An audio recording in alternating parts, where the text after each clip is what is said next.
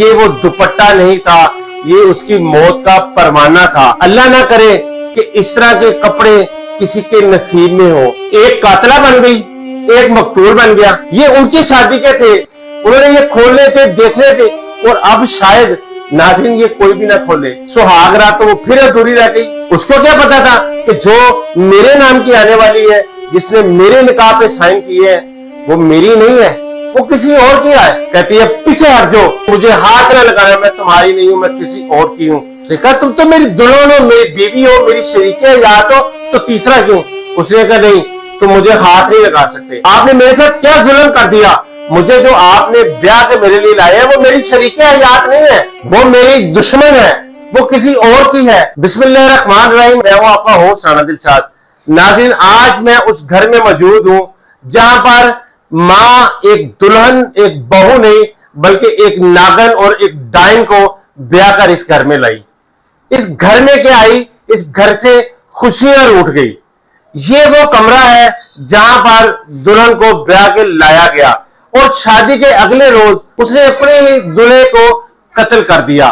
कत्ल भी अपने आशना से करवाया और वहीं से आशना के साथ फरार हो गई। जैसे ही ये खबर घर पहुंचती है, घर क़यामत बर्पा हो जाती है, कहराम मच जाता है, क्योंकि ये वही घर था जिस घर में एक दिन पहले उसको सेहरे बांधे गए, उसको मेहंदियां लगाई गई, उसको बारात लेकर गए शादी हाल, वहां से बहू को ब्याह कर लाए। ये वो दुपट्टा है निकाह मुबारक वाला, ये वो जो निकाह वाले दिन उस बहू को पहनाया गया, ये वो दुपट्टा नहीं था, ये उसकी मौत का परवाना था। उस दिन उसका निकाह नहीं पढ़ाया गया, उस दिन उसकी मौत के परवाने पर साइन किए गए, दस्तखत किए गए। किसी को क्या पता कि ये जो लाल दुपट्टा है, ये खुशियों भरा ये मातम में बदल देगा, ये इस घर की खुशियां निकल जाएगा। दिन गुजरते हैं, इसी तरह ही मां जाती है, लेकिन बहू का रवैया जो है अपनी सास के साथ भी बेहतर नहीं होता। दिन करीब आ जाते हैं, मां समझती है कि कोई बात नहीं, बहू है, शर्मीली है, शर्मा रही है, जिसकी वजह से ये काम किया जाता है। नाज़रीन, ये वो उसके बाद फिर वास्कट और ये उसकी कमीज शलवार है दूल्हे की, जो उसने बड़े शौक से, बड़े प्यार से, बड़ी मोहब्बत से। नाज़रीन, ये जो कपड़े हैं ये कोई अचानक से खरीदे नहीं जाते, पता नहीं कितनी दुकानों मॉल्स में जाता है बंदा और अपने ब्याह की, मेहंदी की चीजें खरीद कर लाता है, उसको रंगीन करने के लिए, उसको महफूज करने के लिए, अपना दिल राजी करने के लिए। दो जाते हैं, भाई जाते हैं, ये चीजें खरीद कर लाते हैं। लेकिन ये सूट जो मेहंदी का था, ये उसके लिए आखिरी मौत का पैगाम साबित हुआ। अल्लाह ना करे कि इस तरह के कपड़े किसी के नसीब में हो, जिसके साथ खुशियां नहीं गम आए, जिसके साथ जिंदगी नहीं मौत घर में आए। मेहंदी का तकरीब खत्म होती है, घर में ढोलक बजती है, गाने गाए जाते हैं, टप्पे होते हैं, सारे फैमिली की बहनें कजनें खुशियां मनाती हैं। अगला दिन सुबह तुलू होता है तो दूल्हा ये वाला कुल्ला पहनकर और ये शेरवानी जेब तन करके वो अपनी दुल्हन को ब्याहने के लिए चला जाता है। नाज़रीन, ये इतना महंगा सूट पहनकर वो अपनी दुल्हन को नहीं, एक नागन को ब्याहने गया। और वक्त देखे, वक्त ने भी कैसा किया, ये ब्लैक शेरवानी सिलेक्ट करवाई गई। ये मेरे अल्लाह की तरफ से था, या कुछ चीजें जो है सामने आ जाती हैं, इंसान समझे या ना समझे चीजें सामने आ जाती हैं। ये माँ, जवेद की माँ, कितने प्यार से, खुशियों से अपनी दुल्हन की, ये देखें, एक नहीं, दो नहीं, तीन नहीं, दर्जनों जूतियां खरीदती है कि ये मेरी बहू के लिए है। क्यों? कि शायद उसने बहू समझा नहीं था, वो समझ रही थी मैं अपनी बेटी को लेकर आ रही हूं, इसलिए इतना एहतमाम किया गया, उसके कपड़े बनाए गए, हर सूट के साथ मैचिंग चीजें खरीदी गई। ये वो दुल्हा का सूट था जो व्हाइट कलर का खरीदा गया, और साथ ही दुल्हन का भी व्हाइट मैच करके खरीदा गया। और सिर्फ सूट ही नहीं बल्कि उसका पर्स भी इसके साथ मैचिंग लाया गया। ये थी माँ की मोहब्बत, ये थी उसकी नंदों की मोहब्बत, जो उसमें साफ नजर आ रही है, झलक रही है। ये वो वरी के सूट है जो माँ न जाने कब से बनाने शुरू करती है। इस सूट के साथ गोल्डन कलर का है तो गोल्डन कलर का इसके साथ पर्स मैच किया गया, इसके साथ गोल्डन जूता जो है वो सिलेक्ट किया गया। ये माँ तो खुशियां खरीद के ला रही थी, माँ तो इस घर की खुशियां चाह रही थी, लेकिन माँ को क्या पता था कि मैं ये सारा कुछ अपनी बहू के लिए नहीं, अपनी बेटी के लिए नहीं, मैं एक नागन के लिए सारी चीजें खरीद रही थी। और उसके बाद आप ये देखें कि यही माँ, यही नंदे और यही जवेद दूल्हा ये मार्केट में जाता है, एक कपड़ा खरीदता है, दूसरा देखता है, तीसरा देखता है, कहता है माँ जी नहीं, मेरी दुल्हन पे ये सूट करेगा। और फिर कहता है कि पर्स जो है पहले ये वाला खरीदा जाता है, दूसरा खरीदा जाता है। वो कहता है नहीं, जैसे ही नजर पड़ती है कहता है ये मैचिंग पर्स है, ये मेरी दुल्हन पर सूट करेगा, माँ जी ये मुझे लेके दे। वो माँ जी फिर इसको लेकर देती हैं। माँ ने तो समझा इसका ये हमसफर है, इसका साथी है जिंदगी का, तो मैं इसके सारे शौक पूरे करता हूं। ये वो गिफ्ट है जो शादी वाले दिन दुल्हन को दिए जाते हैं। ये शादी वाले गिफ्ट तो आ गए, लेकिन इसको खोलेगा कौन? एक कातला बन गई, एक मकतूल बन गया। ये उनकी शादी के थे, उन्होंने ये खोलने थे, देखने थे, और अब शायद नाज़रीन ये कोई भी ना खोले। ये सिर्फ अब गिफ्ट नहीं है, ये वो जख्म है जो जब जब ये खुलेंगे इनको तकलीफ होगी, मां रंजीदा होगी, बहनें रोएंगी। ये शायद अब कभी खुले ना, ये इसी तरह डब्बों में बंद जवेद की याद में ये इसी तरह रहेंगे। ये नाज़रीन वो गाना है, बहनें बड़े शौक से अपने भाई को, ये शगनों का गाना, ये है मेहंदी वाले दिन जो जवेद को उसकी बहनें पहनाती हैं। और ये बारात वाले दिन मेरे भाई को नजर ना लग जाए, इस घर की खुशियों को नजर ना लग जाए कि क्या पता कि ये जो हम ला रहे हैं ये खुशियों की डाइन है, ये नागन है, ये इस घर की खुशियां खा जाएगी, ये तो किसी को भी नहीं पता। अपनी अपनी जगह सब एहतमाम कर रहे हैं, सब खुशियों का एहतमाम कर रहे हैं। बहनें, ये बहनों ने कितने महंगे महंगे सूट जो है वो अपनी भाभी के लिए खरीदे कि मेरी भाभी आएगी, ये कपड़े पहनेगी, हम देखेंगे, हम खुश होंगे, हमारी भाभी के मुंह पर स्माइल होगी और हमें उसी से खुशी और राहत महसूस होगी। उसके बाद आ जाते हैं ये कपड़े। नाज़रीन मिडिल क्लास में बहुत अरसा पहले शादी की तैयारियां शुरू कर दी जाती हैं, कपड़े खरीदे जाते हैं, उसमें ये देखिए मोती लगाए जाते हैं। ये कोई एक दिन का, दो दिन का काम नहीं है, महीनों अपनी दुल्हन को सजाने के लिए जवेद अपनी मां के साथ मेहनत करता रहा, भाई खुशियों का एहतमाम करते रहे। ये वो कपड़े हैं जो जवेद कहता था कि मेरी बीवी जब शादी वाले दिन घर पे आएगी, अपना काम वाला लहंगा उतारेगी जो फैंसी उसने पहना हुआ था, ये सादा से कपड़े पहनेगी, ये पहनेगी, हमारी सुहाग रात होगी, उसमें बहुत सारी चीजें, यादें, ये जिंदगी में एक बार आती है, चाहे आप 10 शादियां भी कर लें, लेकिन ये जो चीज होती है पहली सुहाग रात, ये जिंदगी की एक यादगार तरीन होती है। और जब आप बलोगत में आते हैं, जब आपकी शादी की बातें शुरू होती हैं, तो ये साथ ही सुहाग रात भी डिस्कस होना शुरू हो जाती है। माँ अपनी बेटी को बताती है, बाप अपने बेटे को बताता है। उस सारी चीजों को रंगीन करने के लिए ये देखें, ये बहुत सारे सूट जो है, ये लॉन के सूट है, ये जवेद ने कहा मेरी दुल्हन पहनेगी। लेकिन सुहाग रात तो वो फिर अधूरी रह गई। उसको क्या पता था कि जो मेरे नाम की आने वाली है, जिसने मेरे निकाह पे साइन की है, वो मेरी नहीं है, वो किसी और की है। जैसे इस घर में पहुंचती है, इस कमरे में आती है, तो माँ, बापियां, चाचियां, मामियां जब इस कमरे में आती है तो उससे बड़ी बेरुखी से बात करती है, किसी को किसी की बात का जवाब नहीं देती। तो सब समझते हैं कि यार ये कोई बात नहीं, पहला दिन है। जैसे वो अंदर आ रही होती है तो लहंगा पीस नीचे गिर रहा है, तो बहनें, कजनें लहंगा उठाती हैं कि पैर में ना आ जाए, मसला ना जाए, हमारी भाभी, हमारी शहजादी, हमारी परी वो गिर ना जाए, इसकी इंसल्ट ना हो जाए। जैसे ही लहंगे को बहनें हाथ लगाती हैं तो वो उसको डांट देती है। ये घर में उसकी पहली हैबत थी। इस हैबत के बाद सब लोग कहते हैं यार कोई बात नहीं है, घर में आई है, आहिस्ता आहिस्ता एडजस्ट हो जाएगी। जवेद के भाइयों ने, कजनों ने यहाँ पर मशहरी सजाई, बड़ा एहतमाम किया। जवेद कहता था मेरी बीवी अलवा सवेरा यहाँ पर आएगी, मैं बैठा होगा, ये फूलों की सेज होगी, हम फूल ही फूल होंगे, हम बातें करेंगे, प्यार की बातें करेंगे। और नई जिंदगी की शुरुआत करेंगे। लेकिन वो रात उसके लिए क़यामत बन जाती है। उसी रात दोनों मियां बीवी में झगड़ा तू तकार शुरू हो जाती है। जब बात आती है जो हक ज़ौजियत की बात आती है, जो एक दूसरे के दोनों हकूक होते हैं वो पूरे करने की बात आती है, तो वो जवेद का हाथ पटक देती है, कहती है पीछे हट जाओ, मुझे हाथ ना लगाना, मैं तुम्हारी नहीं हूं, मैं किसी और की हूं। तो इसी असना में जवेद के पैरों से जमीन निकल जाती है कि ये क्या बात कर रही हो तुम? देखा तुम तो मेरी दुल्हन हो, मेरी बीवी हो, मेरी शरीके याद हो, तो तीसरा क्यों?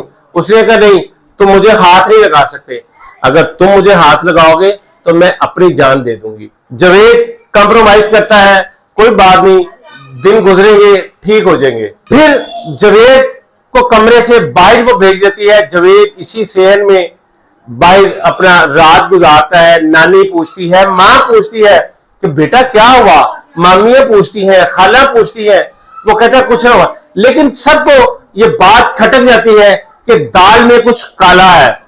जब जवेद बाहर होता है तो उसकी दुल्हन उसके कत्ल की प्लानिंग कर रही होती है। किसके साथ कत्ल की प्लानिंग कर रही होती है? जो फोन वो अपनी मां के घर से लेके आती है, जो फोन उसके आशरा ने उसको लेकर दिया होता है, वही जवेद की कत्ल का पैगाम बन जाता है। आपस में सारी रात जवेद बाहर करब में मुब्तला होता है, कभी बाहर जाता है, कभी ऊपर जाता है, कभी नीचे आता है, कभी सोफे में लेट जाता है, तो उधर ही दुल्हन उसके कत्ल की प्लानिंग कर रही होती है अपनी आशना के साथ। सुबह हो जाती है, जवेद बड़ा गमज़दा होता है, सब लोग पूछते हैं जवेद क्या हुआ, जवेद क्या हुआ। इसी तरह दौरान उसका मामू जो खालिद है वो पूछता है, बेटा जवेद क्या मसला है, तुम बड़े परेशान हो, और तुम्हारे तो आज दिन खुशियों के हैं, तुम्हारा तो ये महीना 2 4 6 महीने मुंह पे खुशी हर तरफ आप तुम्हारी होनी चाहिए, तो तुम क्यों परेशान हो? तो वो अपने मामू को साइड पर ले जाता है, मामू को बताता है, मामू जी ये आपने मेरे साथ क्या जुल्म कर दिया, मुझे जो आपने ब्याह के मेरे लिए लाया है वो मेरी शरीके हयात नहीं है, वो मेरी दुश्मन है, वो किसी और की है। उसने मेरे साथ सारी रात ये सलूक किया, मेरे साथ झगड़ा किया, जब मैंने उसको हाथ लगाया तो उसे मेरा हाथ पटक दिया। उसने कहा नहीं, मैं तुम्हारी नहीं हूं, मैं किसी और की हूं। और ये नाज़रीन, ये जो लम्हा होता है ये बड़ा कर्ब वाला लम्हा होता है, और इसमें लड़की की मां का सबसे बड़ा कसूर होता है। बाप भी कसूरवार है। बाप सारा दिन चला जाता है कमाने के लिए, मां मौजूद होती है, मां को पता है मेरा जवान बेटा क्या कर रहा है, मेरी बेटी क्या कर रही है, लेकिन मां ने ना उसको समझाया। मां ने कहा कि मैं अपने गले की बला जो है वो उतार कर जवेद की फैमिली के गले में डाल दूं। मां ने सिर्फ यही आफियत जानी। बेटी को अगर समझाया होता तो आज जवेद इसी कमरे में बैठा होता, मैं आपके सामने ना होता, जवेद यहां पर मौजूद होता, खुशो-खुर्रम जिंदगी गुजार रहे थे। इसमें सबसे ज्यादा कसूर मलबा सवेरा की मां का है, और यकीनन ये सारी चीजें मां को पता थी कि मेरी बेटी ऐसी है, लेकिन उसने फिर भी बेटी की एक तो तरबियत अच्छी ना की, और दूसरा बेटी को आखिरी वक्त जब घर से रुखसत किया तो यह भी सबक ना दे सकी कि बेटा जो तुम आज तक करती रही हो वो एक तरफ यहां से जाओ और नई जिंदगी का आगाज करो। वलीमे की तकरीब होती है, इसी तरह मुंह बनाए इसी तरह बैठी रहती है, शाम हो जाती है। इसी दौरान दुल्हन मलबा की दूसरी बहन की जो बारात है वो अगले दिन दूसरे शहर में आती है, तो ये सब लोग वहां पर चले जाते हैं, दूल्हा भी और दुल्हन भी। शादी की तकरीब अटेंड करके जब अपने जवेद ससुराल में आता है तो ससुराल की दहलीज पर उसको कत्ल कर दिया जाता है, उसको गोलियां मार दी जाती है, उसको लहू-लुहान कर दिया जाता है। बात जुल्म यहां पर ही खत्म नहीं होता, जुल्म की आखिर कर दी गई। वहां पर मां बाप को इतला नहीं दी गई, बल्कि उसको मकामी छोटे से एक हॉस्पिटल में ले जाया गया, लेकिन बहुत देर हो चुकी थी। घर की दहलीज पर न जाने वो कितनी देर तड़पता रहा होगा, कितनी देर रोता रहा होगा, अपनों को याद करता होगा कि मेरा यहां पर कोई नहीं है। तड़पते तड़पते खून इतना बह जाता है, जब उसको गुजरांवाला के हॉस्पिटल में ले जाया जाता है तो डॉक्टर आगे से ऐसी मनहूस से खबर सुनाते हैं कि आपका पेशेंट पहले से डेड है, आधा घंटा पहले ये खत्म हो गया है, ये मर चुका है।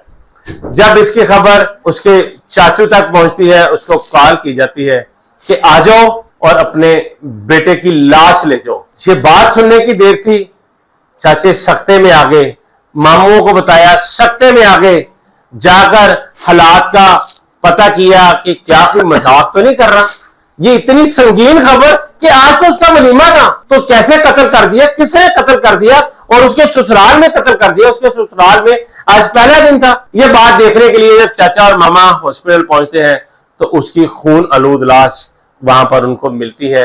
जवेद इस दुनिया हकीकी से जा चुका होता है। लाश घर आती है तो कहराम मच जाता है। मैं अभी आपको दिखाता हूं, वो मसहरी दिखाता हूं जो यहां पर फूलों के साथ सजाई गई थी, फूलों के साथ उसको ढका गया था, जिसको बोलते हैं सेज बनाई गई थी।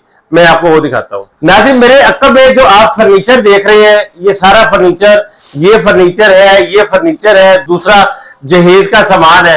एक बाप ने अपनी जमीन बेचकर, अपनी जमा पूंजी खर्च करके ये सारा काम किया, लेकिन उसकी बदबख्त बेटी को ये अकल ना आई, ये समझ ना आई कि मैं अपने सिर्फ शोहर को कत्ल नहीं कर रही, मैं अपने बाप की पगड़ी भी उछाल रही हूं, मैं अपने भाइयों की इज्जत भी खराब कर रही हूं। मेरे बाप ने वो जमीन बेचकर ये सारा कुछ खरीदा और मेरी शादी की, इसकी भी परवाह नहीं की। क्यों? कि उसके ऊपर इश्क का भूत सवार था। वो इश्क का भूत इतना क्यों सवार था? उसको ये चाहिए था कि जब उसकी एंगेजमेंट हुई, किसी अपनी सहेली को, बहन को, अपनी नंद को, किसी को बता देती, फिर निकाह हुआ, फिर 1 महीना मिला, उसके बाद फिर शादी की तकरीब आ जाती है, खुदारा वो पहले बता देती तो 2 घरों की खुशियां तबाह ना होती। ये वो मसहरी है नाज़रीन, जो इस कमरे में, जिसको फूलों की सेज भी कहा जाता है, ये यहां पर लगाई जाती है। इस सेज पर उसकी अहलिया, नो ब्याहता दुल्हन अल्फा और वो खुद बैठता है। लेकिन जैसे ही अगले दिन उसको कत्ल कर दिया जाता है, मां को ये जो फूल गुलाब के हैं ये जहर लगने लगे। इसको देखकर वो रोना, चीखना, चिल्लाना शुरू कर देती। दूसरे भाइयों ने और जवेद के वालिद ने, बहनों ने ये सोचा कि इसको उतार दिया जाए, मां का, बूढ़ी मां का, बूढ़े बाप का कोई गम कम हो। जब ये चीजें नाज़रीन वो देखते होंगे, यकीनन वो परेशान होते होंगे, तड़प जाते होंगे एक दफा कि ये मेरे साथ क्या कर दिया। और ये किसी का कसूर नहीं है, ये उस नौब्याहता दुल्हन की मां और बाप का कसूर है। उस मां ने उसको ना ही तो अच्छी तरबियत दी और ना ही आखिरी वक्त में कोई अच्छी नसीहत की। अपने बाप की भी इज्जत रखती, अपने ससुराल की भी इज्जत रखती और अपने इस घर की खुशियों का मान भी रखती और अपनी जिंदगी भी खुशियों से भर देती। बल्कि ये उस पर टैग ना लगता कि वो अपने आशना के साथ भाग गई, आशना के साथ मिलकर अपने शोहर को कत्ल कर दिया। शोहर भी वो जो 1 दिन का उसका शोहर था, 1 दिन के शोहर को कत्ल कर दिया। नाज़रीन, आपने ये सारी दुख भरी कहानी सुनी, क्या आप इससे सबक हासिल करते हैं? क्या हमें अपनी औलाद को टाइम देना चाहिए? जब अपनी औलाद, चाहे बेटा है चाहे बेटी है, जब वो 18 साल की हो तो उसके साथ अगर आप दोस्ती कर लें तो इस तरह के सानेहात कभी रूनुमा ना हो, ना कोई जवेद मकतूल बने, ना कोई दुल्हन कातला बने। मेरी और यकीनन आप सबकी जो हमदर्दियां है वो इस फैमिली के साथ है। खुदारा इस वीडियो को इतना शेयर करें कि इस तरह की बहुत सारी लड़कियां जो राह से भटक चुकी हैं उनको आप राह रास्त पर ला सके। ये मैसेज इतना शेयर करें कि कोई और दुल्हन कातला ना बन सके, 1 दिन का दूल्हा मकतूल ना बन सके। ये आपका वो थोड़ा सा हिस्सा है जो आप अपने मुआशरती तौर पर अपनी जिम्मेदारी पूरी कर सकते हैं। सिर्फ माँ की, बाप की, भाइयों की, बहनों की, जो इनकी गम कम करने के लिए ये काम करें। और मेरी आला हुकाम से भी ये अपील है कि इसकी शफाफ तरीके से तफ्तीश करवाई जाए और इनके जो कातिल हैं उनको इबरतनाक सजा दी जाए। इस पर नाज़रीन जो भी कोई मजीद इस केस पर अपडेट आती है, कल डीपीओ के साथ भी इंटरव्यू है, वो भी आपके साथ शेयर किया जाएगा। जो तहकीकात, इन्वेस्टिगेशन और इंटरोगेशन होगी वो भी आपके सामने रखी जाएगी। कमेंट बॉक्स में अपनी राय का इजहार जरूर कीजिएगा। इजाजत दीजिए, अल्लाह के बाद।